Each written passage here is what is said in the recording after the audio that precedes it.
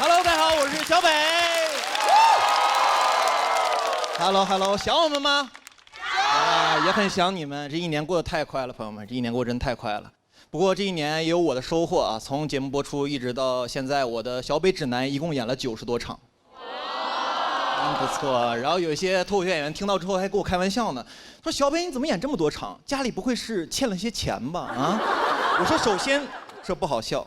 其次，我跟你熟吗？如果熟的话，能不能借我200？能借我？也不是，就确实家里有点赤字啊，有点赤字啊。首先就是我妈啊，我妈沾染了一些传销啊，但是你们别紧张啊，我妈属于传销的最后一环啊，就是消费者。我什么时候发现我妈开始搞传销的？就是家里面多了很多没用的东西啊。然后我问我妈，我说妈，为什么家里买这么多没用的东西啊？我妈说这个儿子，这些东西都不要钱，这些东西都是买枕头送的。我说妈，我从小睡大那个荞麦枕头不是挺舒服的吗？为什么换这个枕头？我妈说儿子你不懂，这个新枕头能治病。我说妈我没病。我妈说你别废话，躺下试试舒不舒服？我躺下试了一下，怎么说呢？这个枕头特别像指压板改的，很硌得慌。当时就明白这个枕头能治什么病了，能治我爱睡懒觉的坏毛病。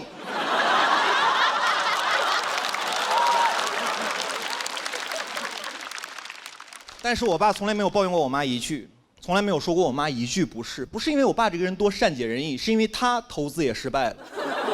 我爸爸在2021年房市的最高点买了房子。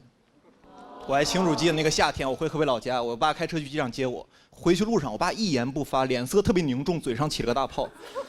我坐在副驾驶也不敢说话，都宿舍坐着。然后我爸开着车突然来一句，他说我朋友他儿子有房子，你也得有。当时我第一反应心里暖暖的，我说我爸给我买房子了啊。我爸第二句话说的是我交首付你还房贷。当时有点懵，我说爸，我问你个问题，他儿子有房贷吗？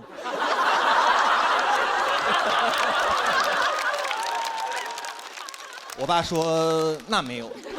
说实话当时有点无语，我就不说话了。我爸还劝我，他说儿子你不能这么想这个问题，你得这么想，他有的你都有，你有的他未必有啊。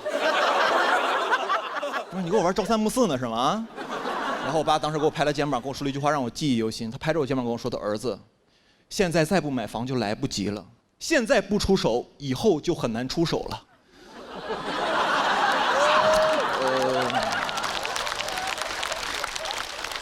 怎么说呢，也算说对了一半吧啊，一半。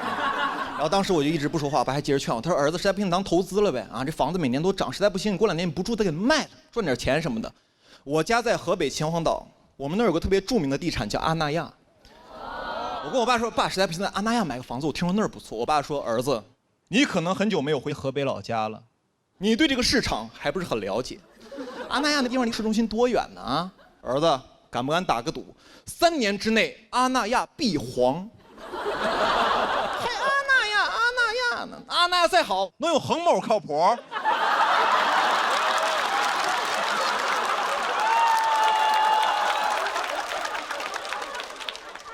有，朋友们有。我从小到大观察我爸，其实我爸对投资这个事儿一直属于特别稳健的状态。就房地产蓬勃发展这20年，我爸一直属于观望的状态。直到21年直接出手。你就说我爸厉不厉害吧，一出手就有。当时我真是感慨，朋友们，我说我爸真是高手，高手应该在高点入局。我爸特别像盖的一句歌词，就是老子一抬手就能摸到天。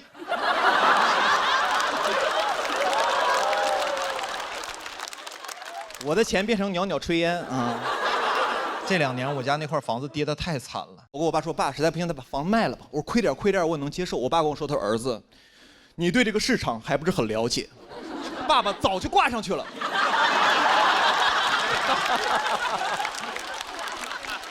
我都懵了，你知道。但是我不能怪我爸我妈，确实不能怪他们。虽然他们是投资界的卧龙凤雏，但有句古话说得好，虎父无犬子。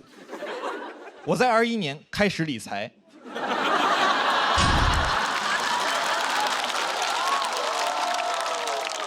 当时不知道从哪听了一句话，感觉很有道理，就是鸡蛋不能放在同一个篮子里。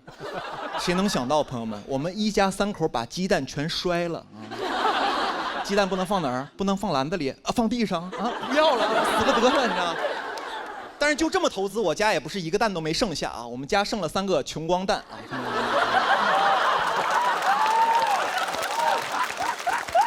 21年，正是我上节目的第2年，手里有点积蓄了啊。我有个朋友给我推荐，他说小扁要不要投资什么的啊？去年有个基金涨势特别好，涨了200%。朋友们听完我都懵了，我说那还讲毛线脱口秀啊？那玩意儿来钱也太慢了。聪明人就爱用钱生钱，买啊！当时特别果断。还有一个原因，就是因为当时我爸和我妈都不看好这个。我说这不就有了吗，朋友们啊？排除2个错误答案啊，剩下的 C 不就是正确答案吗？谁能想到啊？这个答案还有个 D 选项，以上全错。我最近看了一下，我买的时候好像是这个基金近10年的最高点。说实话，挺浪漫的。这个基金在最美好年纪遇见了我。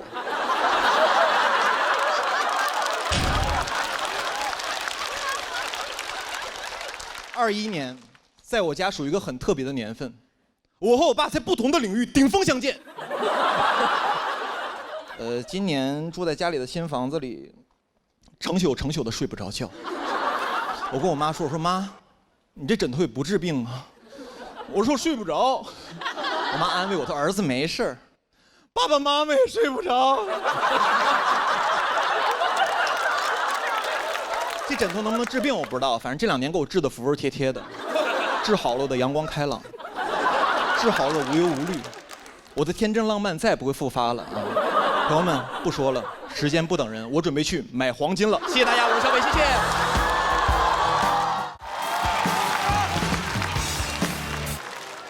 大家好，我是门枪。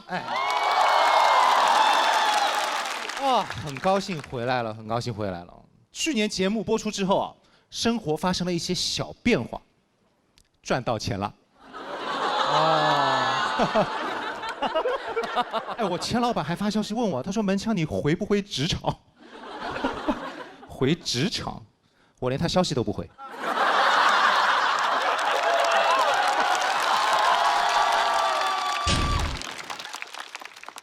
最近在看房，因为去年住奉贤实在是太远了。住在奉贤实在太远了，因为录节目，我想租一个近一点的房子。我最近就在密集的看房，很密集的看，在小红书上看。大家看过小红书上那些房产中介视频吗？就视频开头有一个很帅的男的，穿着一个西装3件套。视频开头他会讲：“猜魔都这样一套房子要多少钱？”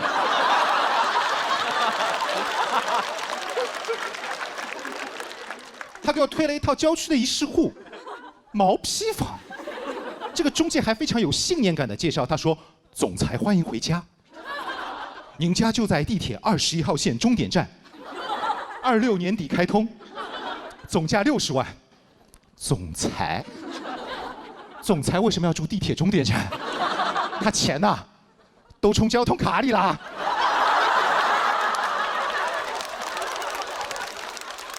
但不得不说，这个标价60万，我还是很心动，正好符合我的预算。我就收藏了这个视频，收藏完了之后，小红书疯了，一直给我推房子的视频。怎么说呢？我现在对上海的房市很了解，在网上啊，会把上海的房子根据房价分为3个等级，3000万以下的叫刚需。刚需什么意思啊？我看中的那套60万的毛坯房，和别人2999万的房子一样，都刚需。这种感觉就好比我门枪和郭麒麟一样，都儿子。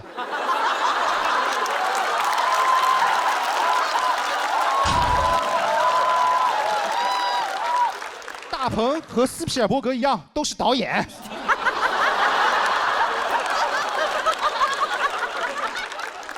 3000万到1亿叫豪宅，1亿以上是顶豪。我不知道为什么我要了解这些，可能就因为我只是一个普通的男人。男人嘛，就喜欢了解一些自己能力够不到的东西，并发表辣评。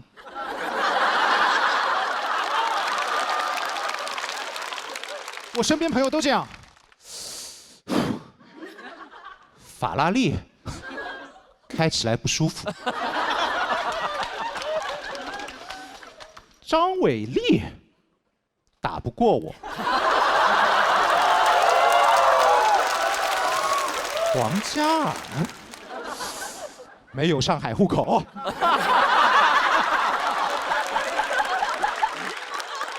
手机刷太多房子了，真的，我感觉我的手机啊被我富养起来了。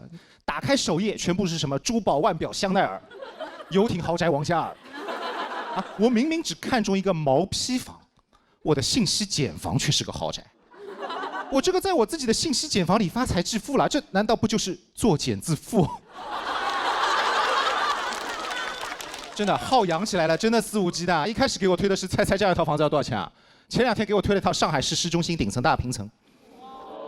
视频开头是一个旁白，黑底白字，旁白是这样说的：他说，如果和珅还活着，在上海住什么房子？我心想，和珅这么贪，难道住贪城一品？我太好奇了，我就拉着我女朋友小陈，我说你给我看看和珅住啥。然后视频首先映入眼帘的是一个90平米、270度江景欧洲古典主义装修的厨房。他给我介绍呢，他说我们这个厨房的墙面全是德国原装进口的，一面墙要60万。我心想，德国什么墙这么贵啊？柏林墙吗？这个，而且60万，朋友们，一面墙，这个数字很有针对性。60万，小陈说：“哎呦，门枪，我们这个房子也不是不能买啊，这个房子买完之后，我们家徒一臂。”然后视频从厨房走到饭厅，走了半分钟，还是快进。小陈说：“门枪，你想清楚，你以后住在这里，吃饭都吃不到热的喽，再也吃不到西冷牛排，只能吃西牛排，因为冷掉了。”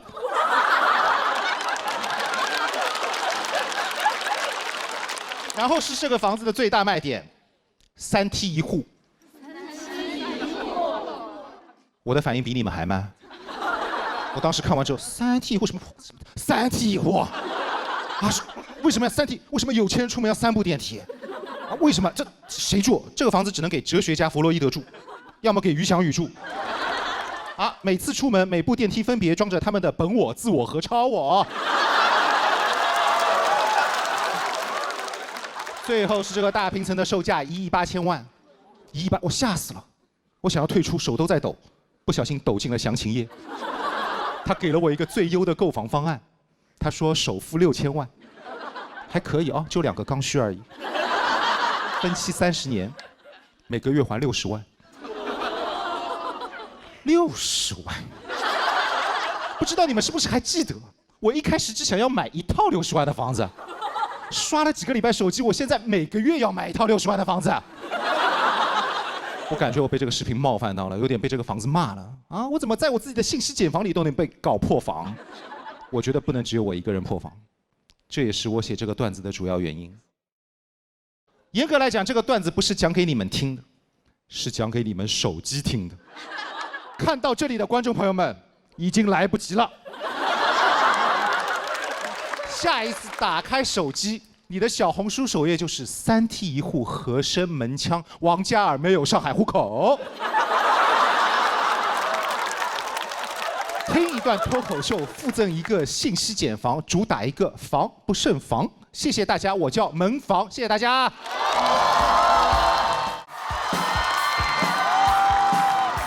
Hello， 大家好，我是刘洋教主。其实去年到今年也发生了一些变化，就是我做了一个近视眼的手术，大家应该能看出来吧？看出来就有鬼了哈，看出来。我做了一个全飞秒的手术，然后做手术的原因也非常的简单，上了春晚之后看不清未来的路了，然后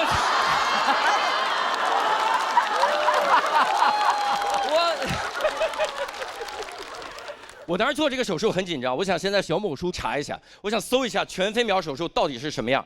一搜，我天，说什么的都有，真的各位，有帖子说做了全飞秒手术之后夜间视力下降，聚焦都聚不上了，还有说做了全飞秒手术之后能戴墨镜了，重启第2人生了，还有一个帖子说做完全飞秒手术当场就后悔，一点开后悔没早做。后来是我有一个朋友推荐我去一个德国的诊所去做。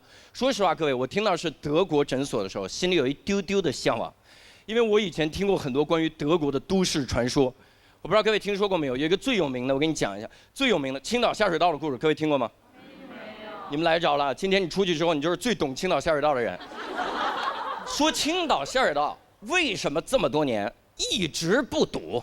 下多大的雨到那儿叭就漏下去，渤海放那儿叭就漏下去，有时候车过那儿叭就没了。为什么这么厉害？就是当年德国人给修的，说修的有多好，说修的最后有一下水道有一天坏了，大家把那个下水道一拆开，全青岛的下水道工人全傻眼了，那零件见都没见过。当时实在没办法了，也不会修，只好给德国人打电话。说来也怪，不会修下水道，会德语。打过去之后就骂德国人说：“哎，你们那下水道坏了个屁的！”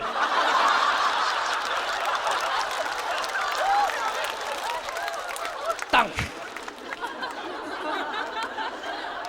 德国人说：“不要慌，下水道固有一坏。”我们当年就预料到这个结果，所以我们在下水道附近3米处挖了一个坑。你打开那个坑，里面会有个油纸包，大家一打开，真有个油纸包，一拆开里面就是下水道的零件，换上之后，下水道完好如初。我天，各位，这个故事非常的扯，各位哈，千万不要信。已经有观众开始记笔记了啊！我今天好了解德国下水道啊，千万不要信。但是说实话，这么扯的故事，当你要去找一个德国医生做手术的时候，你心里就有一点希望它是真的。因为一旦是真的，各位，我的眼睛得多有保障。10几年后，我的眼睛突然就坏了，全国的医生束手无策，没办法，只好给德国人打电话，还不会德语，只好找一个青岛下水道工人给德国打电话。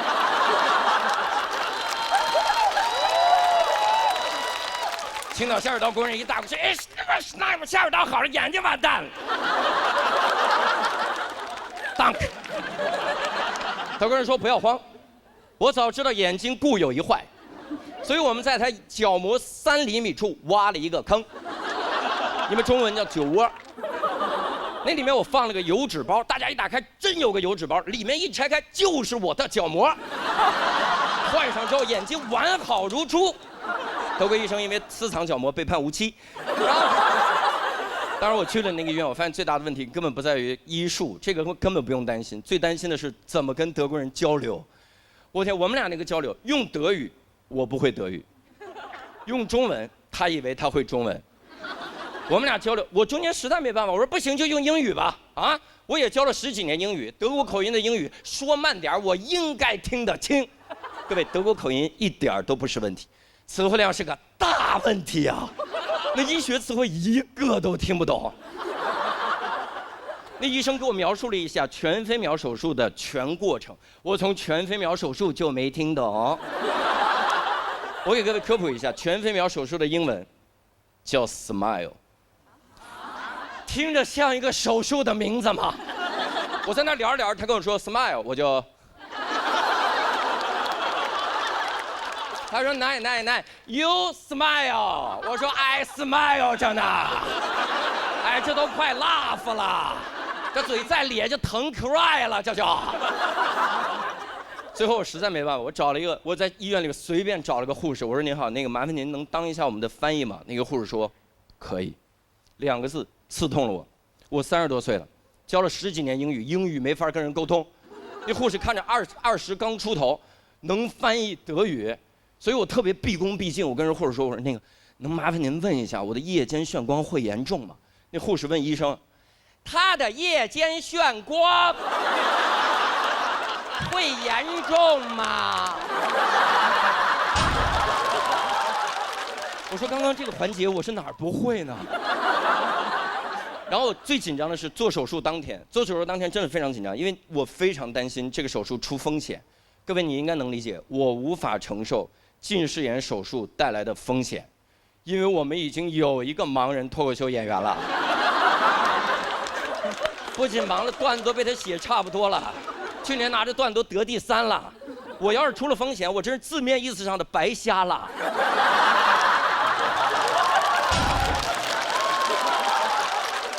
所以我一个劲儿问那个护士，我说那个您能再跟我说一下有风险吗？有没有风险？护士说刘先生，您真的不用担心，没有什么风险，您只要做好术后护理就没事儿。来把这个术后护理包拿着，我一拿这护理包，我说哦，这个我知道，油纸包来了啊。我拆开那个护理包，各位，里面赫然放着一副黑灯同款墨镜。我说你再说一遍没风险的事儿，你最好给我这个墨镜，唯一的目的是告诉我黑灯在你们医院治好了，这墨镜它用不着了。他说刘先生真没风险，您还有什么担心您随便问。我说那我问你，如果我在手术过程中眨眼了怎么办啊？我一眨眼，眼皮给我切了，我以后跟个鱼似的，我天天我就这么瞪着。他说刘先生，他原话，刘先生您真不用担心。做手术的时候，我们会有东西给您开眼。我说，那你最好好好让我开开眼。我躺手术床上说，刘先生您看，这是圆明园的龙首。我说，嚯！快给刘先生切眼睛，切好了。后来发现多虑了，各位多虑了，手术非常的成功。我做完手术那一秒，然后德国医生跟我说，手术很成功。那个翻译跑过来，手术很成功。我最后一次复查，我复查的时候，医生跟我说恢复得非常好，恭喜你，可以走进摘掉眼镜的世界了。但是，我说有但是，咱不第一开始说吗？我说但是什么？他说但是，您年底就要38岁了，40岁左右呢。会出现老花眼的症状。我说那严重吗？他说没事儿，戴眼镜就好。谢谢大家，我是梁生，谢谢大家。大家好，我是王悦。朋友们见面了，真的。去年我上完节目过后，应该很多朋友认识我了吧？有认识了吗？有吗？认识。去年确实一整年，我也在线下巡演我自己的专场，也演了很多场。说实话，这个工作越来越忙，我现在身体跟不上了，我痛经。我也是会来月经的啊。真的，我把你们当自己人才说的。其实我每次来月经，我从第一天我就开始痛，那种痛可能很多男生不太能懂哈，就是你上学的时候，几个人端着你的腿去撞树，这连撞7天啊。我上一次来上海，我出差也是在虹桥机场，那天突然我在机场走着，突然就来月经了，一下把我痛的就晕倒在地上。当时来了3个男的抬我，没抬起来，抬不起来，顺手就把我放在地上了。旁边围过来好多人就在问，他说怎么了？我躺在地上很虚弱，我说痛经。旁边人说小伙子痛得都神志不清了吧？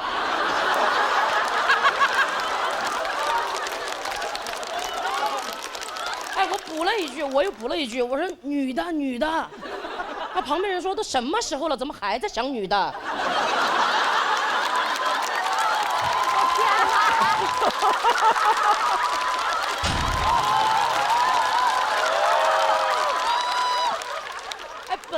本来我是一个很能忍的人，真的。有的时候我就想着，我说忍一忍就过了，大不了我就忍到绝经那天嘛。但我除了痛经啊，我还月经不调，可能很多男生又不太能懂哈，就是你上学上得好好的，突然有几个人他端着书就来撞你。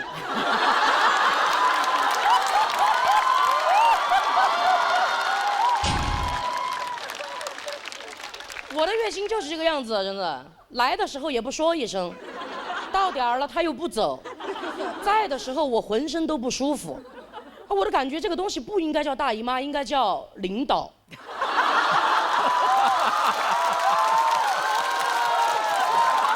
你们应该都有领导吧？大家都有领导哈。有的时候是不是也坐在位置上，在那想说忍一忍就过了，大不了我就忍到退休那天嘛。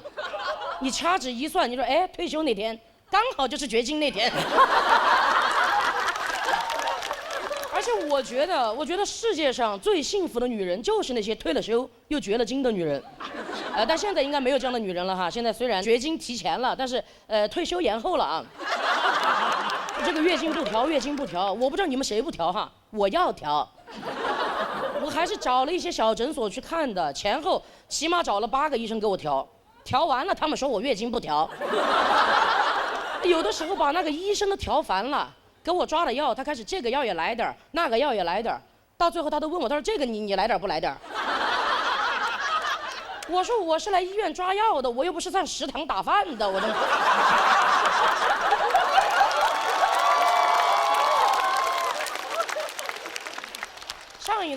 上一次我在虹桥机场把我痛晕了过后，我就回成都，我说下定决心我去大医院挂个专家号，好好看一下我这个妇科。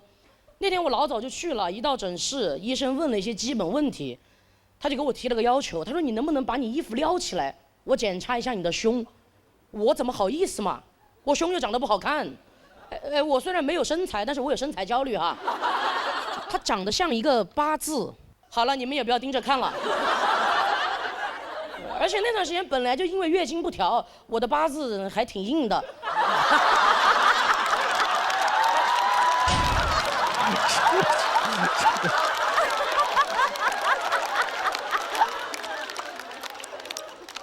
哎，医生接着问我，他说你确定你自己是 XX 还是 XY 吗？我说我是 XL。你问的是你的染色体，妈呀，染色体好陌生的词啊！我说我的应该是染的还可以哦。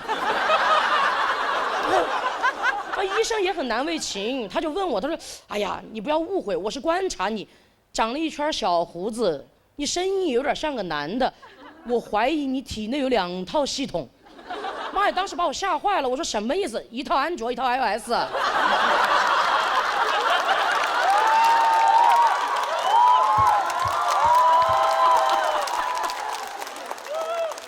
而且本来上医院想检查一下月经来不来的事儿，那天变成月经该不该来的事儿呢。我当时月经一下就不痛了，我头有点痛了，你知道吧？然后医生就让我赶紧去做一个全面的妇科检查，我就去了。说实话，做检查的过程当中，我心里还是很纠结的。我都在想，要是我检查出来我体内真的有男性系统，我怎么办？我的朋友们怎么面对我？我出走半生，归来竟是少年。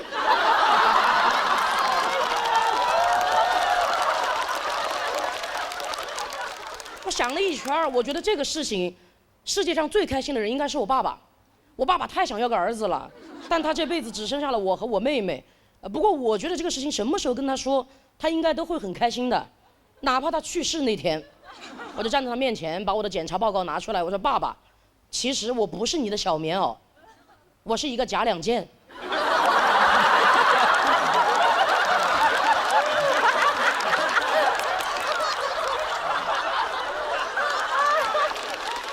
我爸爸绝对躺在床上在那儿瞑目啦。等一下，顺便把你妹妹送去再检查一下。爸爸能等。但我这个检查很快就做完了，我赶紧拿着报告单回到医生的诊室，一路我都很紧张，我也需要一个结果，我就站在门口悄悄问医生女儿女不女，很像站在产房门口，真的，别的话都别说了，就告诉我是男孩还是女孩吧。医生说：“恭喜啊，女孩，全女孩，158斤的大胖丫头。”朋友们，我活了快30岁了，真的，那天我才感觉自己是一个被官方认证的女人，你知道吗？这个段子你们也别闲着，播出那天你们就给我把消息往外散哈。逢人就说王月纯女的啊。那赶紧给我看看我月经不调的事儿吧。医生给我总结了一下，看了你的报告单啊，我们就发现其实是因为你体内雄性激素过旺。说白了，有点超雄，你知道吗？你雌性激素太少了。不过你这个情况没问题的，你慢慢的找个男的，生个孩子，激素就稳定了。我说激素稳定有什么用？老子人生都不稳定了。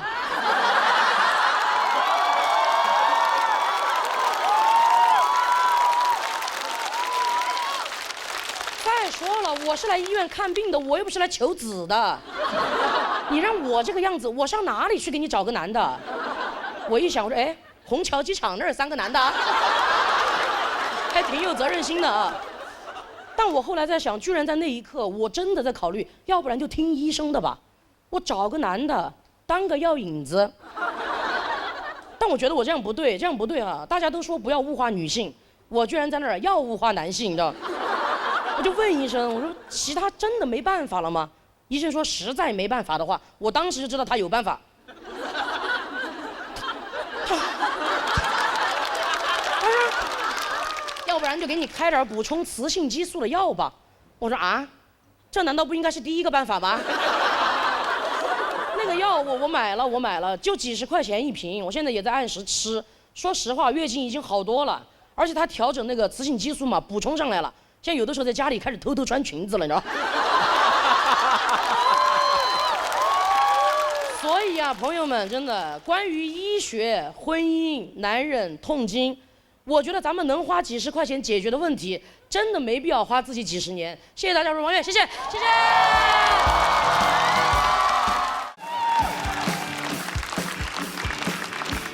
Hello， 嗨，大家好，我是戴维。谢谢。其实今天要跟大家分享一个小秘密啊，就我有一个非常独特的家庭关系。我接下来这句话信息量有点大，大家集中注意力，好吧？我爷爷他离婚以后，带着他的小孩，娶了同样是离婚以后带着小孩的我奶奶，就是带着小孩的重组家庭。我爷爷其中一个儿子。和我奶奶其中一个女儿，后来是我爸妈。别担心，合法的，领了证。对，我爸妈是异父异母的兄妹，所以我小时候真的以为哥哥跟妹妹就应该是天造地设的一对。我看那些狗血偶像剧，我就觉得没有问题啊，非常现实主义题材，这真的会让我有点混乱。我从小就搞不太懂那些正规的亲属关系。我是直到上初中，我才勉强分清楚爷爷跟外公到底有什么区别。在我家是同一个人啊。那我同学告诉我说，他爷爷是他爸爸的爸爸，他外公是他妈妈的爸爸，不是同一个人。我说啊，你们家好乱啊！我甚至到现在我还经常记不住姑父跟姨父、表姐跟堂姐到底有什么不同，对于我来说都是一样的，就我整个家庭关系被极大的简化了。所以后来学英语学到 grandma、grandpa、uncle、cousin 的时候，那别的同学是很奇怪，老外怎么这么不讲究？只有我，既亲切又有点忐忑。我心想，我该不会是美国人吧？难道我老家佛山是佛罗里达的一座山？不过话说回来，我们家这个配置其实优势非常大。我们家庭关系就很融洽，因为是这样。首先，你想，最让人头疼这个婆媳矛盾，直接就没了。我妈的婆婆就是她亲妈，哇，他俩才是一伙的，相当于微信可以转支付宝了。猫给耗子戳上澡了，马斯克坐着比亚迪跑了，我一个老广用上东北小品的喜剧技巧了，很和谐。然后我妈结婚以后也不会有那种寄人篱下的感觉，她属于是嫁出去的女儿接回来的水，确实很方便。登记领证也只需要带一个户口本。工作人员就问了，女方户口本呢？我妈说往后翻。我爸妈感情也一直都挺好的，我从来没有见过我妈动用夫妻吵架的绝招，回娘家，没听说过。也幸亏他们感情好，要不然他俩要是离婚的话，那也太尴尬了吧。我妈真得管我爸叫前夫哥。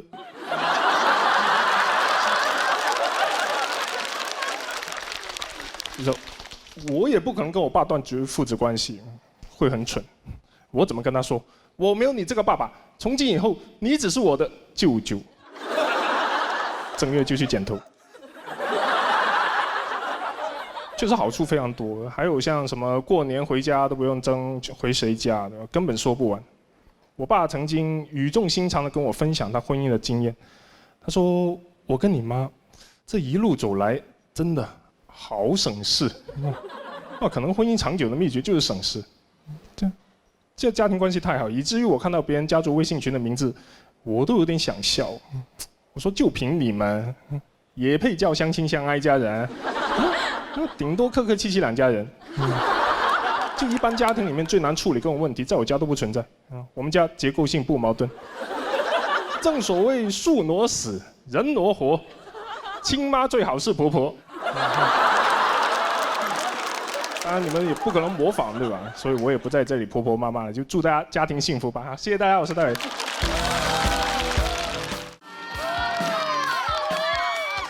那直接投吧。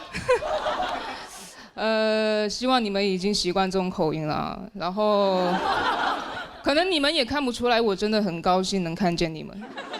我只是单纯脸长得有点臭而已，脸长得有点臭嘛，看上去不太友善什么的。我甚至有个朋友他跟我说过，他说：“哇，你长成这样，不抽烟很浪费哦。”我是怎么知道自己脸真的有点太臭？就是我居然可以让一个陌生人帮我穿鞋，当时是在溜冰场，我不会穿那个溜冰鞋，我让一个游客帮我穿的，我不知道他是游客，直到他帮我穿完之后，他抬起头跟我说：“那我现在可以溜了吗？”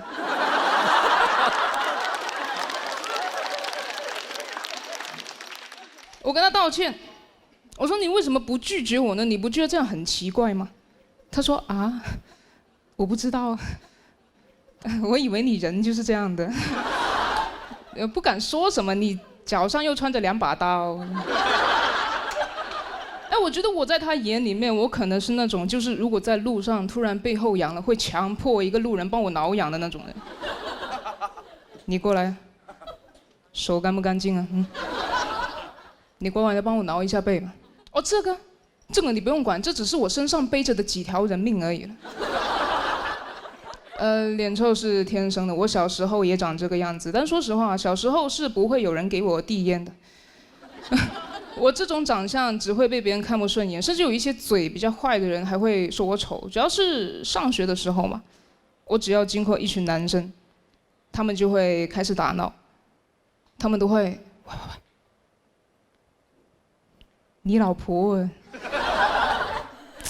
有病吧？你老婆，我当时真的不知道要怎么办，因为就算我你老公那样骂回去没有用的，起不到一点嘲讽的作用，因为有些女生是真的愿意找一个丑男当老公的。喂，你老公啊？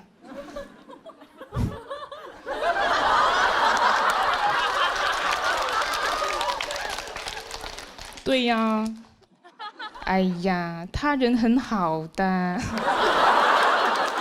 但是长大之后情况就好很多了，没有人说我丑了吧？有时候也会被夸了，就是从小一直被说丑，到现在长相才被接受。哎，难怪说颜值就是正义，因为正义总在迟到。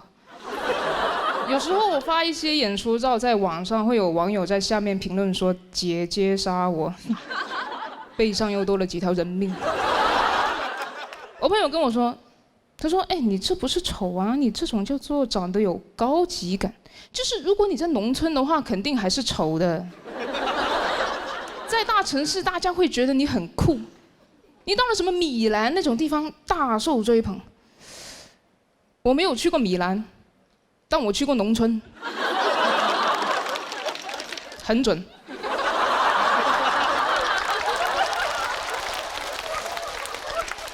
但有什么用，对吧？难道有一天我被拐到东南亚，然后村民就会开始围观，然后我的头套一被摘开，他们就，哇，喂，你老婆吧？那个人贩子在后面都懵了，他说：“啊，不是吧？没有人买吗？我听说他在米兰很抢手的哦。”这样也是因为审美确实一直在变。但我不明白为什么我朋友说脸臭就是高级感，因为我以前有唇钉的时候脸更臭，但我不觉得那有什么高级感。有唇钉之后，我总觉得如果有一个人他想要侮辱我的话，他只需要往我嘴上扔一块冰箱贴就行了吧。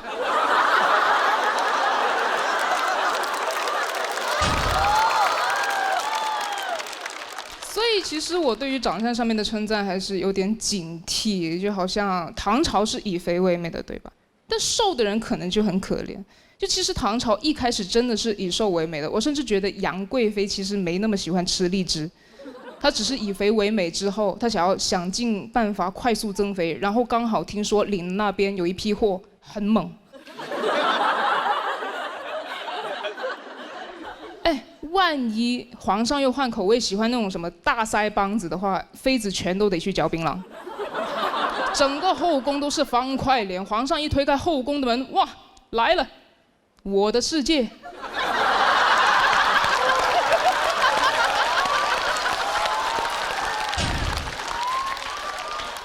所以其实我有猜想过，我觉得武则天当初之所以选择登基，可能也是不想再迎合任何人的眼光。她14岁就要开始讨好中年男人，自己熬到中年之后要去哄小奶狗。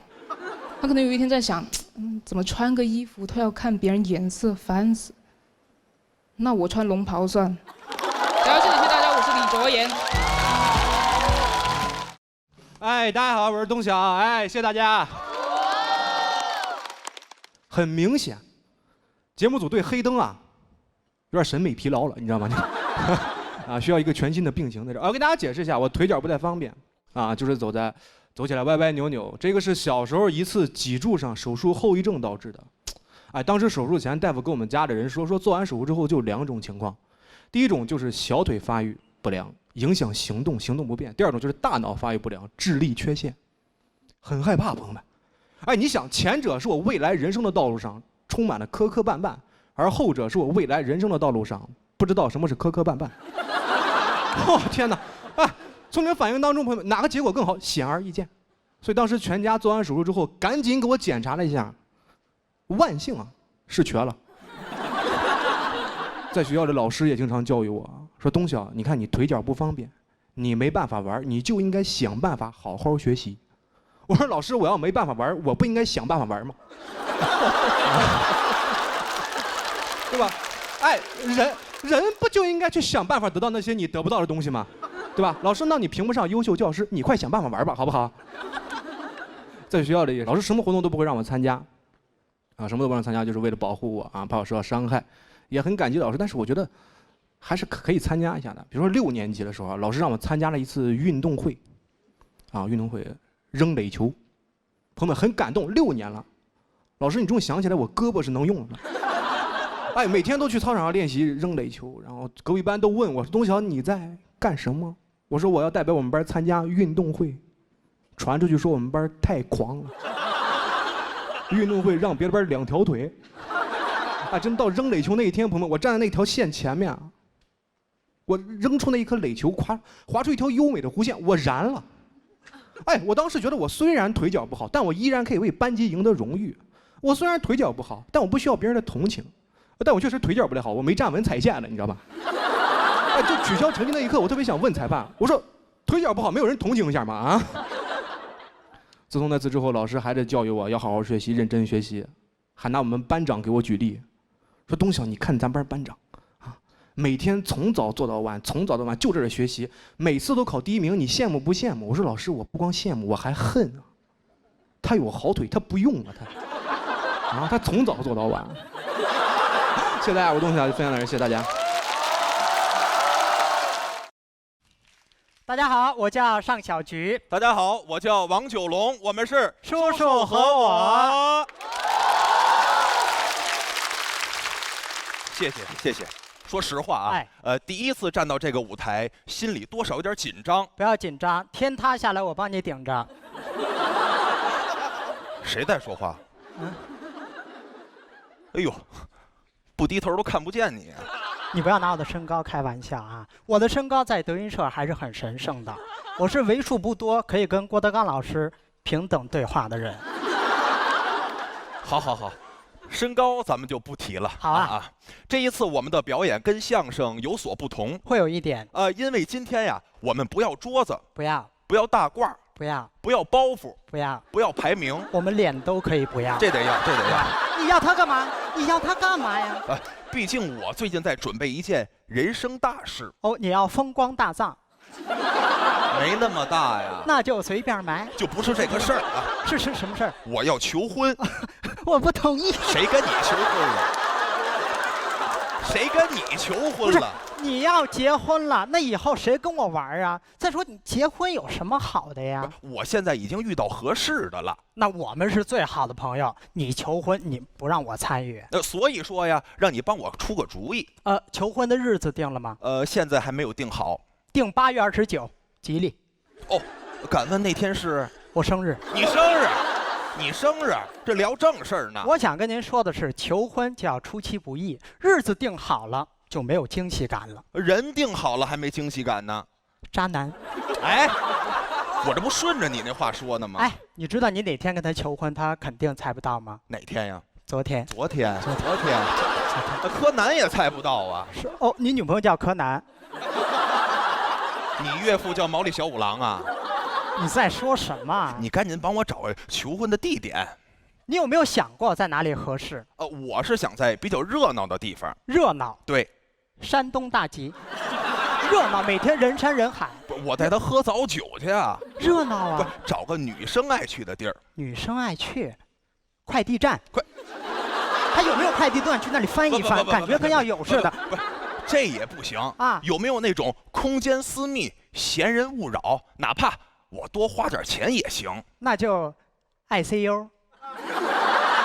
空间绝对私密。谁会在医院求婚呀？空间私密啊！不是，你最起码得找个高档的餐厅吧？那还不好找。哪儿啊？沙县。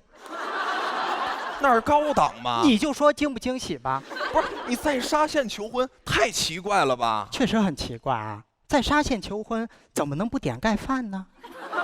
这是重点吗？是口味要重一点吗？不是，我是说在沙县求婚太随便了。不会，我可是把你们的求婚戒指放到了很特别的地方。你放到了沙县老板娘的手上。你让我去偷老板娘的戒指啊？什么叫偷啊？这种行为在任何一个法治社会都叫抢。行了，你呀得放在一个好拿的地方。那就盖饭里。盖饭里啊？太恶心了吧！白金上边像个宫保鸡丁儿。我跟你说啊，放在盖饭里的戒指，它就不是一枚普通的戒指，而是一枚钙指。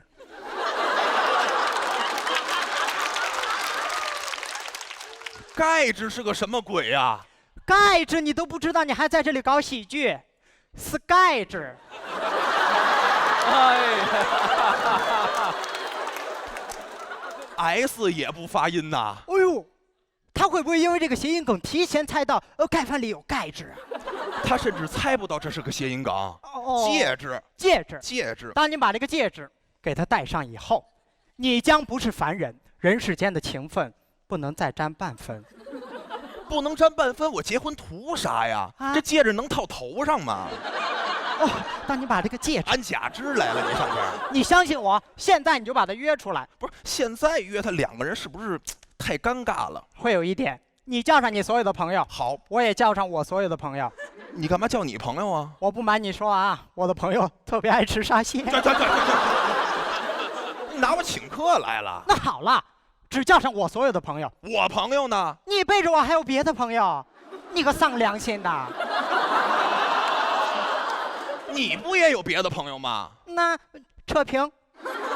总之你相信我啊，这样，你稍微晚一点给他打电话。为什么要晚点打？你的意思是现在就打？他说现在就打。跟谁说话呢？你别管，你别管，我俩都建议你现在打。好，那我问问啊，你说那到了沙县晚上，我们吃饭的时候，是不是得放点音乐呀？我给你们准备浪漫的音乐。不够惊喜呀！放铁窗泪。那是求婚吗？你就说够不够惊喜吧。那我问，还得提前准备鲜花吧？鲜花你都没准备啊？沙县里也没有鲜花啊。老板，炒份腰花。谁求婚会吃腰花啊？你求婚不吃腰花，什么时候吃腰花啊？不是，你求婚腰花，你就说够不够惊喜吧？我还给你放了 VCR 呢。那不够惊喜。播放今日说法。那能行吗？你就说够不够惊喜吧。那窗户外边还得放烟花，不够惊喜啊。放原子弹，这不行，就放一颗。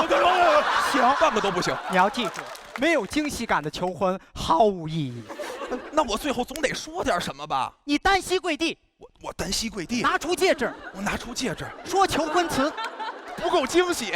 你唱擦皮鞋，双臂摆动，哎，他们2块5一双啊，黑鞋有，白鞋有，棕色鞋有，什么都有，什么都有，就算成了。哦，我明白了，就按你刚才说的，我给你来一遍啊！来，是不是到了晚上，我女朋友往沙县一坐，开始吃盖饭？这时候我说，老板娘，你过来。从他手里抢下戒指，顺手我就藏到了盖饭里，趁他不注意，点燃窗外的原子弹。哎，屋里的大屏幕也放起了今日说法，那铁窗泪也响起来了。我一个朋友都没来，你30、50个朋友在这闷头吃着盖饭，我大声唱着擦皮鞋，手捧腰花，单膝跪地，手拿戒指。哎，这戒指一拿出来就没有惊喜感了。这个必须得换掉。你让我想想换什么？快想，换什么？我要惊喜。手铐。神经病吧你！谢谢大家。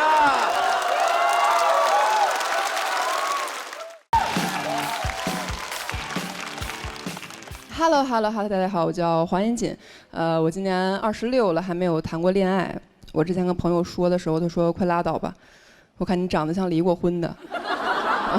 也有一些人追我，但是追我的人岁数都比我大，30多岁，比我大30多岁，是不是挺荒谬的？我之前我朋友跟我说，黄妍锦，我感觉你长得特别招老富翁的喜欢。现在好了，富不富我不知道，老翁是全送我这儿来了。现在追我的恨不得没有50以下的。算命的说我今年犯桃花，我都纳闷怎么我这桃花长寿桃上了。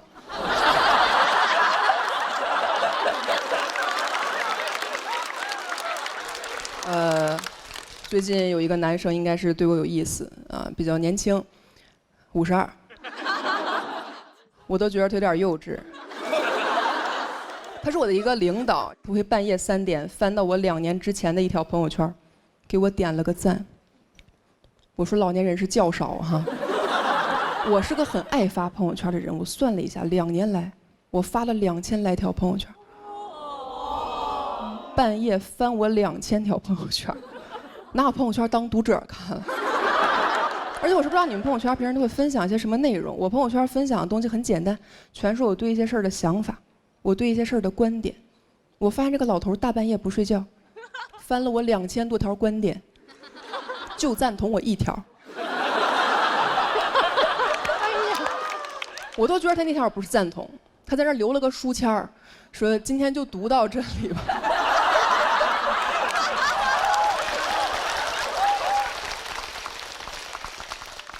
你没有办法，你那会儿刚认识，低头不见抬头见，他总给我点，我也不好意思完全不理他，所以说刷到他的我也会给他点一点。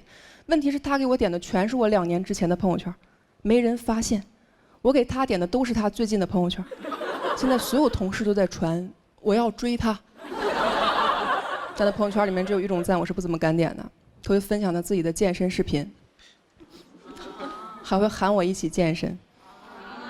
他喊我的时候，我在想，我说和你健身，哪个公园哪棵树啊？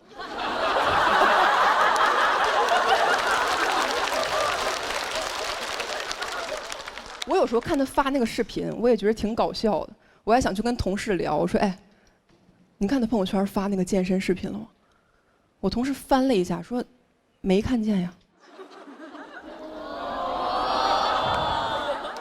我说：“我也没看见。”他会对我的穿着打扮提出他自己的建议。有一天跟我说：“小黄，你平时这个妆化得太重了，男生不喜欢你这种类型，没有安全感，看不住，看不住。什么人的择偶标准是能看住啊？啊，别人想找个好看的，他想找个好看的。而且我说心里话，也没有必要看着我。按照岁数来说，我感觉他更容易走丢。”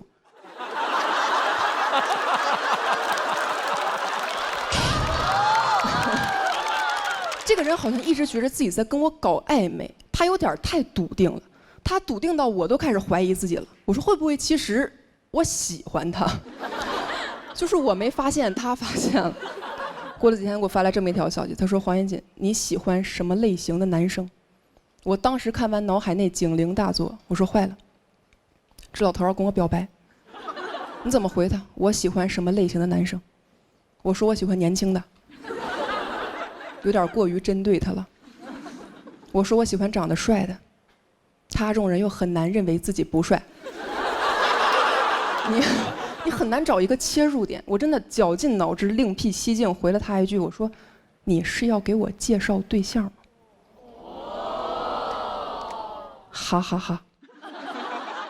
不要小看这个哈哈哈，很有巧思。多一个哈，4个哈呢，显得有点热情了；少一个哈，哈哈，又过于嘲讽。哈哈哈！就可以维持一种微妙的距离感。你是要给我介绍对象吗？哈哈哈！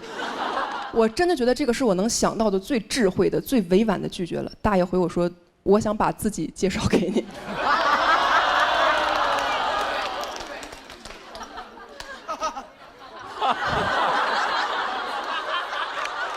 我回他176个哈，176个哈就能把这句话顶到我看不见的地方。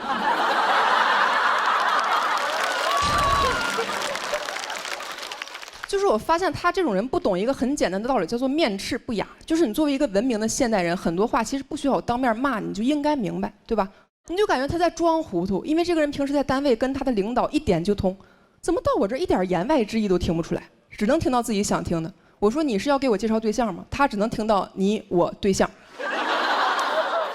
我后来真的是累了，我都开始希望他能正儿八经跟我表白，真的，我特别希望他能好好的跟我说我喜欢你。这样我就可以好好的跟他说，滚。我需要一个这样直接拒绝他的机会。终于有一天，他半夜给我打电话，他说：“喂，小黄，我喝多了。”我喝多了这句话大家都知道什么意思，就是我接下来要说的所有话呢，都很恶心。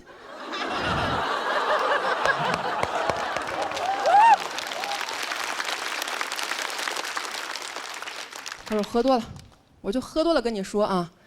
我觉得你长得挺好看的，以后我老婆要是能长成你这样，我说你看不住。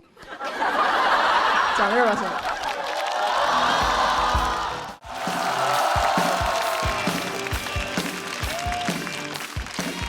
大家好，我是甜甜。我第一次来月经的时候是在我11岁，当时我们那个时候对月经其实是会有一点羞耻感的，别说月经了，连卫生巾这3个字我们都不好意思提，我们会用那个来代替。对，2个女生交头接耳问对方说：“哎，你有那个吗？”哇，男生听了以为我们烟瘾犯了，跟我们说：“我有那个，要一起吗？”其实月经说白了就是女生的器官在流血嘛，对吧？有什么好羞耻的？男生老说男儿流血不流泪，但是如果真的让他们那里流血的话，有几个可以不流泪呢？其实我觉得月经没有什么的，是因为大家都遮遮掩掩的，才把它变成一件很神秘的事情。就是你去便利店买卫生巾，店员会特意用黑色塑料袋给你装好，因为他们说害怕男生看到，但是男生看到了会怎么样？没有人告诉我。哇，直到我去年去了一趟张家界，我去买水果的时候，店员也会用黑色塑料袋装水果。他说因为害怕猴子看到。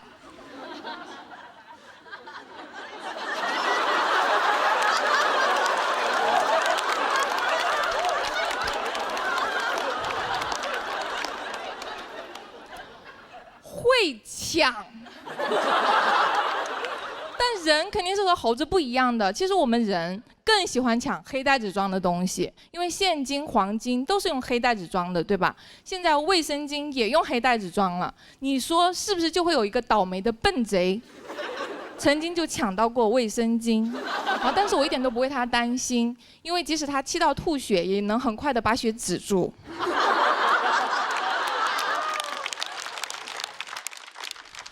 我觉得现在电视上的广告好像都在刻意的规避女生的痛苦。我不知道为什么广告里来月经的女生不是在唱歌跳舞，就是在爬山游泳。老实说，这些事儿我平时也不干。不知道为什么来月经了就突然间想干了，搞得月经跟体育课似的。就你要拍，你可以拍写实一点，你也不要说什么做女生精彩不停，你就直接写做女生到50精彩会停。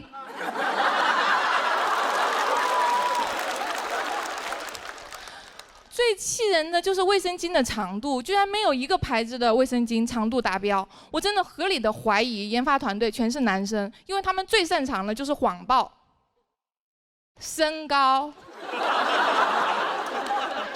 而且我真的不明白，就是广告里的女生为什么垫一片卫生巾就可以变得生龙活虎的？老实说，我痛经的时候吃止痛药效果也不大。我看完广告我都困惑了，是不是我止痛药的方法使用的不对？它该不会不是内服，而是外敷吧？啊，这卫生巾里到底是加了什么让我们那么快乐的东西？后来知道了，加了荧光剂。老实说，我之前一直以为那个东西是见不得光的，没想到它发起光来，居然可以照亮我痛苦的出口。谢谢大家，我是甜甜。哎呀，寿桃非要来。哎呀，大家好，我是梁岩。啊，有朋友已经认识了是吧？去年就来了啊，走得太快了。啊，其实我觉得淘汰的早呢也正常啊，确实还是年纪大走人家前面了。节目第一期一播，我朋友非常高兴，说：“哎呦，我说你是不是马上就走起来了？”我说：“啊，我说马上就走了。”大家知道吗？去年年底还有一个活动叫爱奇艺尖叫之夜。啊，你看有的朋友知道，你别说我去啊，我都不知道这事儿。朋友也问说：“哎，我说我看那尖叫之夜那谁谁去了，你怎么没去啊？”啊，我说我自己叫了。啊，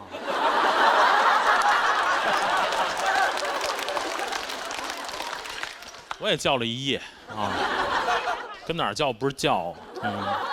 去年上节目，其实确实还是可以清楚的看到啊，跟头部演员的差距。你看他们就会有单人的广告在地铁里，我跟他们不一样，我都是真人在地铁里。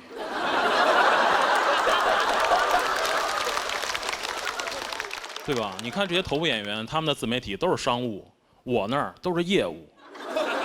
我现在很多评论都是说，梁岩老师非常喜欢你窗口工作的段子，请问现在失业保险1个月多少钱？我医疗保险这个月断交了，下个月还能报销吗？哎呦，我说这是不是就叫事业粉儿？关键是什么？关键好多我也不会，我还得给他问。我现在新段子没写多少，业务突飞猛进。说实话，去年你看节目播呀，我自己我都没敢看，我自己看自己，我还是觉得会有点尴尬。但是呢，看了看大家的评论，我发现你看这么多年脱口秀综艺演下来，确实还是培养了一批非常专业的观众。大家去看我们去年的节目啊，说小罗文本很好，新仔呈现很好，梁岩普通话标准。哎呦，我都夸到原材料上了都。夸你实在没得夸了，就好像我们出去吃饭啊，说这厨子炒这菜卫生，你都不如说这厨子普通话标准。当然我也想了，这还是一个很好的评价，对吧？因为你想，就是他们的文本和呈现都有可能在未来的某一场演出中表现不好，但是我的普通话始终标准。但是确实啊，这个也不值得高兴。你看大家也了解，现在啊网上就是这样，任何一个评价都会有不一样的声音，哪怕你评价的就是声音也不行。你看有的人说北京话好听亲和啊，他这个普通话标准不用看字幕。有的人啊就说傲慢，哎，瞧不起人，就他这音儿再高一点儿就有点歧视外地人。哎呦，我说还听出来了。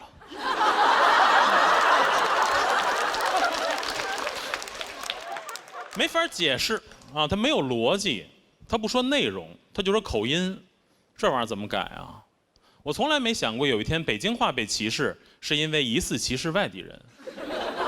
他那个评价啊，他那音儿再高一点儿就歧视外地人。其实大家听我这个音儿就挺高的，是不是？再高。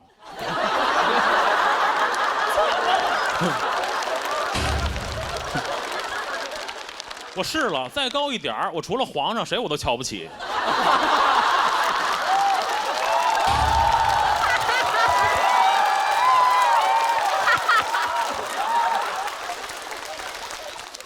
你们看，就这一个口音吧，就说什么的都有啊。有的说好听，有亲和；有的说歧视、瞧不起人；还有一些啊，说北京话自带阴阳怪气儿。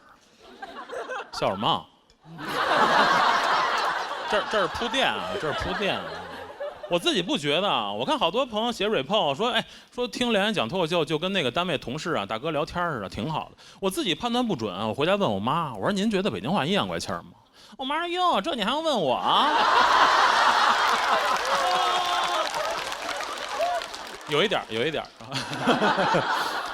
节目下来，你知道吗？也远没有达到自己的预期，就是还是没有人认识。我现在在北京呢，大概2周被认出来一次，2次被认错一次。节目播出，夏天我逛潘家园，逛完了呢，我出来打车去演出，我打那车还没到啊，另外2辆车停我前面了，摁下窗户来看我。颜良，哎呦，我这都喊激动了。我说我现在都有外国粉丝了啊！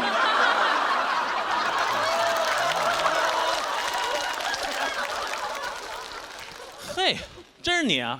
喜欢你啊！走了，我去，大哥很自信，我到现在我都不知道是不是真是我。大哥认错了就走了，一会儿我打那车来了，我打那车，网约车挺逗的，前面摆俩手机。一个导航，一个炒股，哎呦，他就给我一种啊一边挣一边扔的感觉。但是这个挣的吧，就远远赶不上扔的。我甚至觉得他如果不炒股，他可能都不用开车，因为你想他一边开车一边炒股啊，你不难判断他大概率炒的不怎么样，是吧？这师傅明显也不太会，握着方向盘啊，一直盯着这个股市看啊，也不看路。我坐在后边我就害怕。我说师傅，我不懂啊。我说这个得一直盯着看啊。师傅说啊，你不懂。我跟你说这股市，我跟你讲，瞬息万变，你一眼看不见，很危险啊。我说路上也是啊。哎呦，我说这是不是就巴菲特说的，别人贪婪我恐惧啊？我也太恐惧了。这师傅啊，就只看大盘，完全不管方向盘。你就感觉也看淡生死了，也不看导航。我说对，导航也别看了，是吧？人生方向都错了。一边看啊，一边抱怨。他说：“你说我们这股市啊，怎么搞的啊？越来越差。”我说：“是不是就有人干事不专心啊？”师傅也没听懂，继续抱怨：“我们的股市一瓶酒卖那么贵，你说正常不正常？我跟你说，这不完蛋了吗？你说是不是？”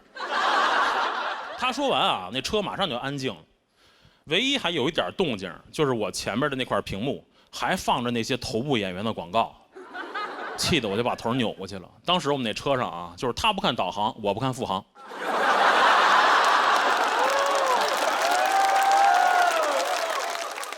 确实我不炒股，我很难跟他共情。我当时满脑子想的都是那些马上又要红了的演员。司机看我不理他呢，就继续看手机，看看股市，看看导航，看看导航，看看股市。哎，该红的不红。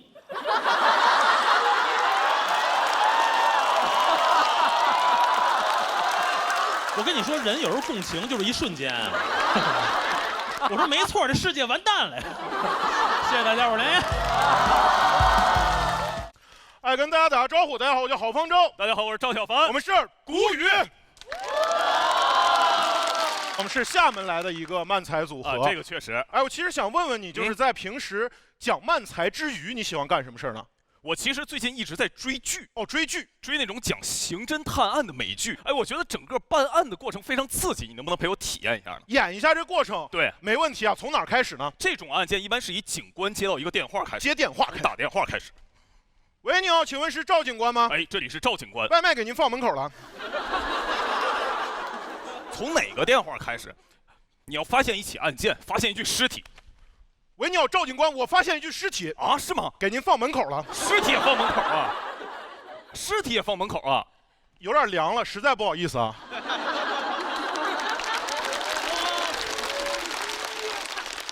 这玩意儿它就没有热的，明白？这样。你也别报案了啊！咱们现在直接到这个案发现场，你来扮演一下我的搭档，赵警官。哎，这里就是案发现场了。哦，这个就是被害人的尸体。翻翻他身上有什么东西？赵警官啊，他身上有个钱包。有个钱包。钱包可太拿出来。别急着揣起来，先看看里面有什么东西。赵警官，钱包里面有一个生日蛋糕的小票。小票吗？上面日期写的是8月8号。这个小票就是我们了解被害人很重要的线索吗？没错，这个线索就说明被害人虽然外表强大，但内心脆弱。因为8月8号狮子座是吧？对啊，你不知道吗？狮子座的人一般外表强大，内心脆弱，不会轻易爱上一个人。他现在是轻易爱不上一个人了。我意思是，咱拿小票去蛋糕店调查，就知道他身份了。哦，明白明白。接下来我们要在现场找一些线索，任何你觉得可疑的东西都可能是线索。可疑的东西。赵警官，赵警官，哎，我觉得那辆车就很可疑。可疑在哪儿？你看他的车牌号。车牌号。如果把他的车牌号乘3加5加5，再把最后2位对调。最后2位对调，正好是今天的日期。正好是。这也太蹊跷了吧！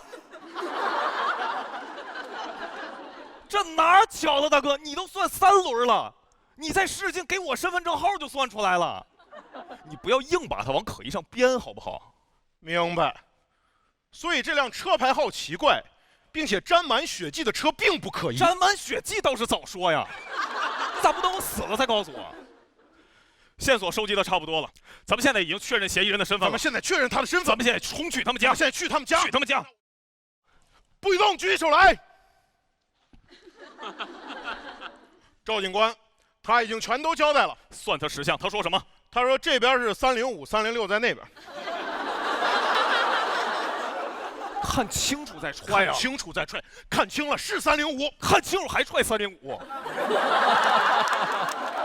我自己来，好吧？我自己来。不许动，举起手来。你跟我们正在调查一起案件有关，你跟我们走一趟。你也跟我们走一趟。你抓这谁呀？哦，赵警官，他刚报案说那个有人把他家门踹坏了。那是谁踹的呢？那我也跟你们走一趟。废话。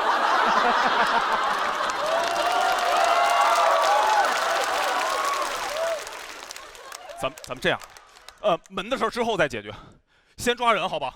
你去审，我去审，你去审，保证完成任务。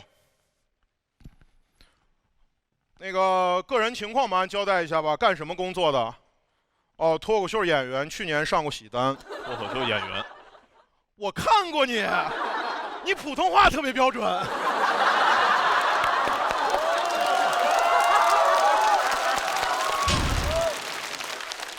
你把梁岩抓过来了是吗？哥没事，你就先走吧。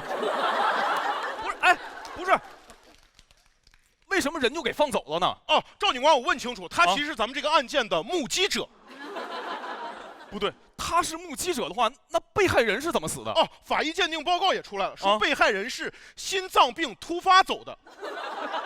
不对，他心脏病走的话，那辆沾满血迹的车怎么解释？没错。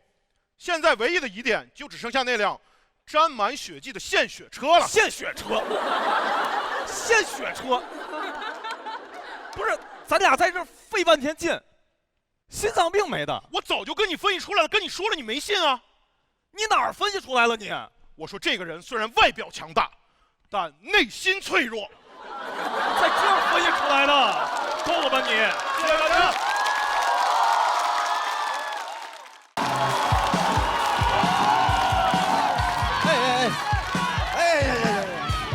好了，哎，收，大家好，我是张安宁，谢谢大家。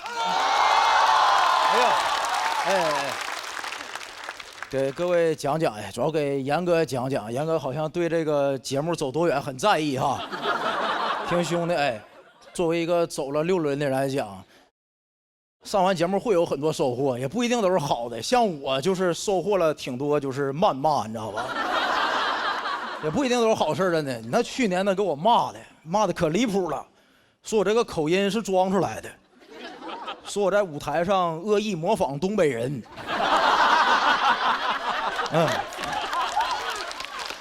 骂的特别离谱，说你看你那个德行没，就会在台上散德行，听听自己那口音像个行走的烟灰缸一样，瞅你那努力的样子像个绝望的文盲啊，知不知道绝望的文盲赶紧滚下去吧，曲佳宁啊！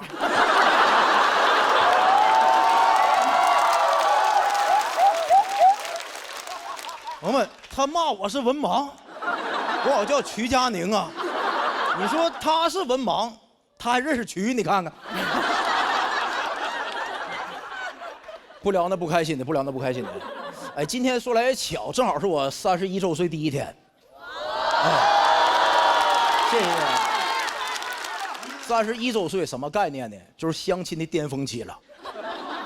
我前2天真去了一趟相亲角，学会了很多。朋友们多去相亲角看看那人写的简历，他们真是我见过这世界最会美化自己的人。原话我看到一哥们就这么写的：本人男，48周岁（括号保养的好，看起来像35）。我这么会玩，我也会。说我东北人，看起来有上海户口啊。相比之下，哎，朋友们，有些女生就不会太会写简历，真的太真诚了。说本人女啊，37周岁。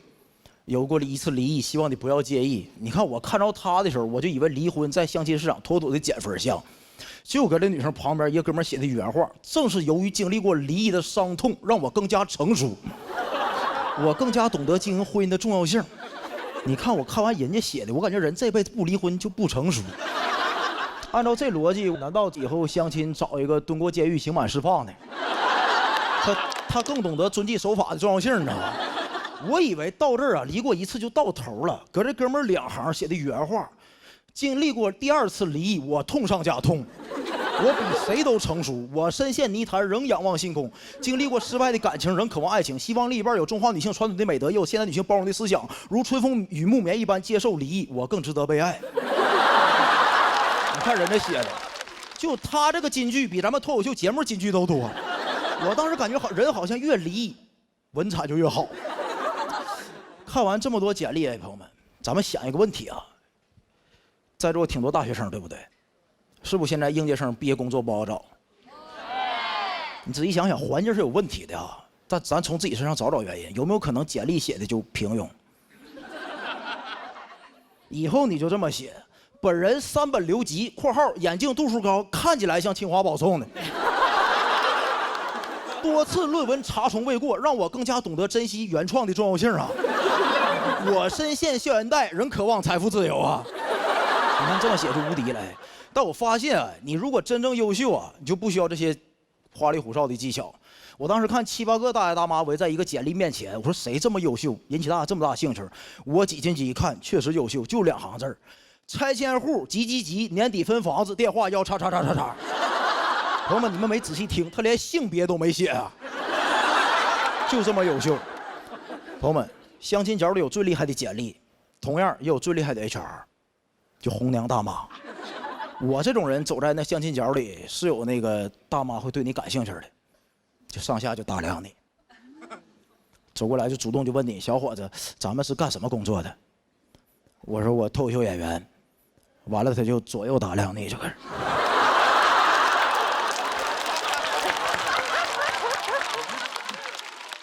那没工作就没工作，真是的。人家就不惯你毛病，直接就问你：那你31周岁了，在咱们这儿有房子吗？我说没有。有车吗？没有。大妈原话：那你存款得有300万了吧？我说没有。原话：那你钱都哪去了？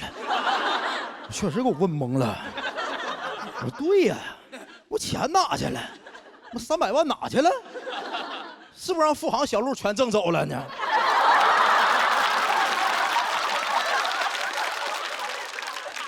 就从那天，朋友们，搁相亲角里走来，我就想明白一个事儿，哎，为什么大家交友都喜欢玩社交媒体，讨厌相亲角，对不对？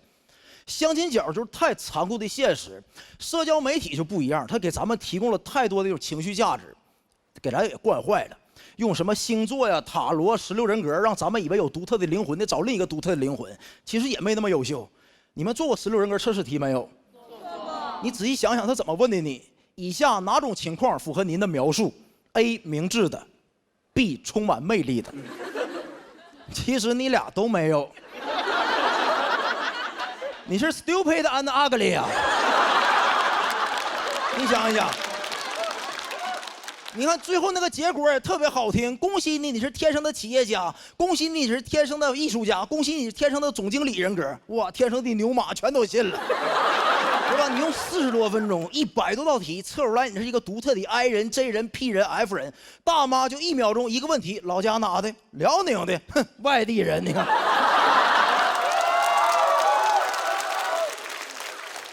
一下给你干碎了啊！所以朋友们，我感觉如果啊让咱们戒网瘾，就应该让大妈做一套16型婚格测试。以下哪种情况你的水平更高 ？A. 尿酸 B. 贷款。以下哪一项你没有 ？A. 朋友 B. 工作。最后这40多分钟题做完，你16婚格也出来了 ，NWMY。Nobody will marry you 哈。讲到这儿，谢谢各位，谢谢。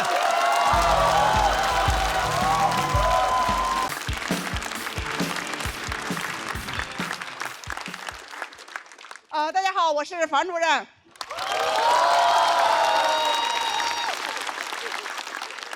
我来自山东临沂的沂蒙山，我是我们村的信息中心主任。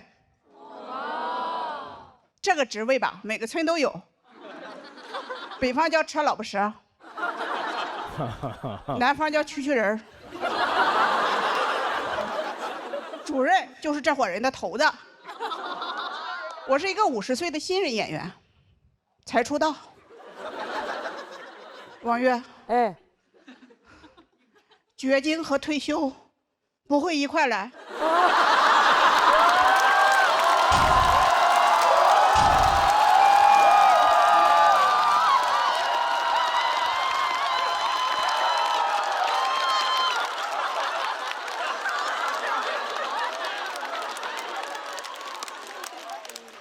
绝经和出道一块来。之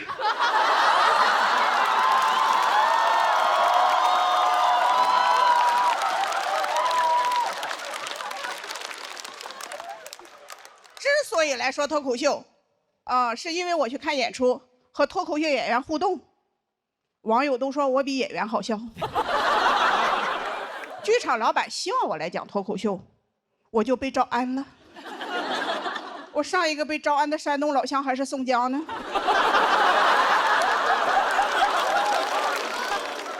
我说我不会讲脱口秀，我只会蛐蛐人儿。就我们前院婆媳吵架，东院2口子分家，都是我给造的谣。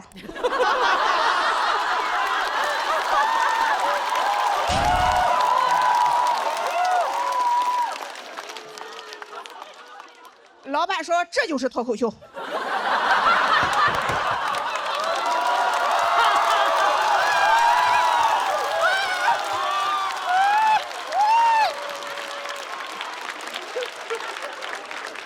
我说还得是上海人亲民洋气啊。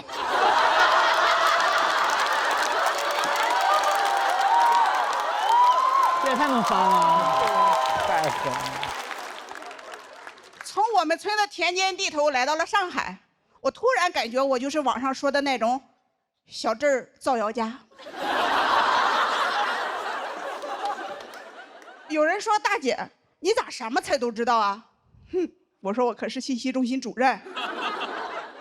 教主，我就说这个梗不好笑吧？您看天上干什么呀？其实我很犹豫，挺怕到大城市来的。我可是我们村的高端人才，又受欢迎又被需要。我会上网。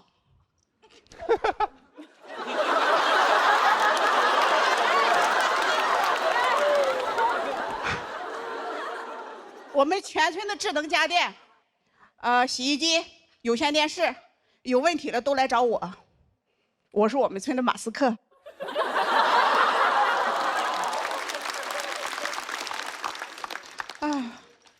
那倒是大城市来了，天天逗别人笑，那不成了马保国了？再说了，那大城市压力多大呀？农村大妈第一次进城务工多难呀！就转身啊，看了看我身边的老公，我觉得我不怕难。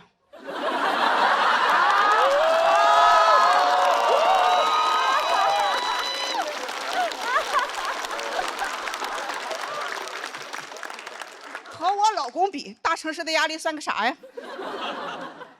啊，我这个老公啊，是我妈给我选的，身高1.55米，体重95。现在年轻人啊，叫这种很瘦的男人为细狗。我妈在30年前就给我选了条柯基。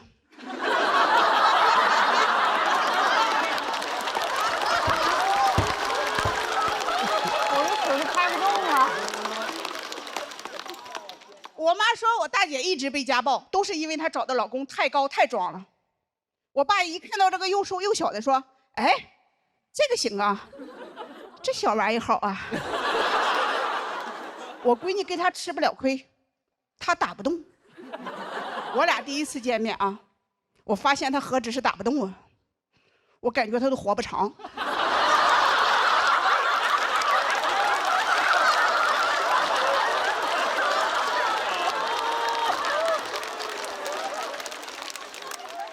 他跟我说他175，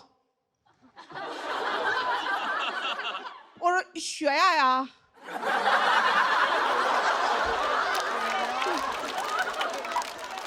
结婚不到1个月，有一次我老公跟我吵架，就跃跃欲试的要动手，我心中暗喜，还是我妈说的对呀，这要是找个又高又壮的，我肯定吃亏了。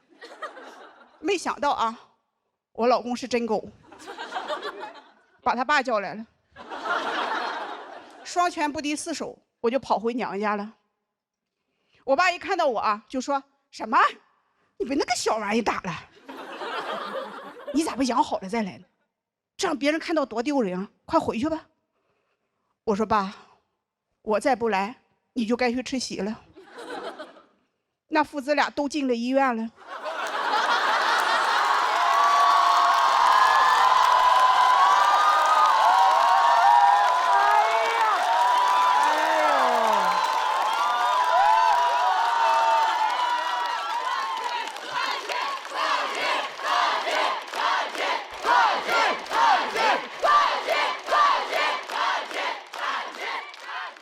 过不下去了嘛，但想离婚太难了，父母都不支持。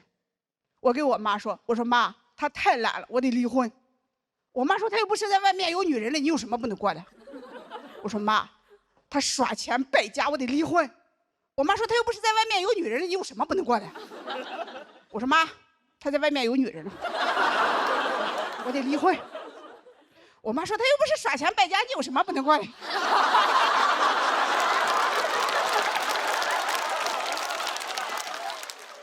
我爸更过分，我爸说我们家嫁出去的女儿就没有离婚的，家族的名声不能毁在我女儿这里。我说爸，男人家暴不丢人，女人离婚丢人。哼，咱家的名声就是你女儿让柯基给打了，还蹦起来打的。哎，好难受啊！我不是，但他们特别信命。我妈说我带你去找个大师算算。我说妈，你这也太迷信了。大师说吧，我俩过不好，都怨我老公。我转手就给大师又掏了200。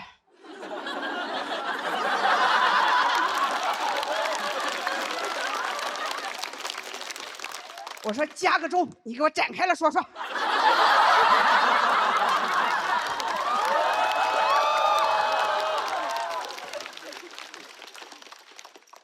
啊，明明是大师的眼睛看不见。那天我感觉我才是眼瞎的那一个。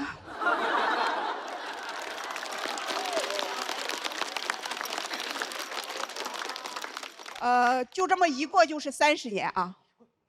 我现在开始理解我的父母了，我感觉他们就是天生的糊涂，他们也不知道什么是好的婚姻，他们甚至连我生日是哪天都记不清。有些事情是我自己后来慢慢想明白的，就比如啊，直到前年我才知道我的生日是4月8号，因为2023年的4月8号，我签约成为了一名脱口秀演员。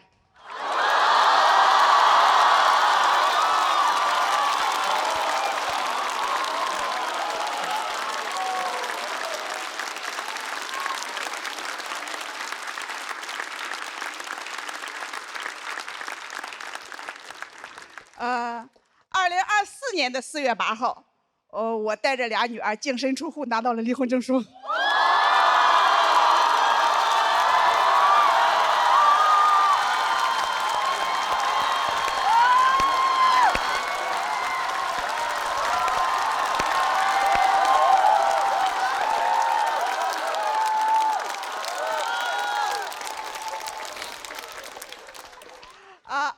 2025年的4月8号，什么都没发生。我过了一个平静而又幸福的一天。谢谢大家，我是房主任。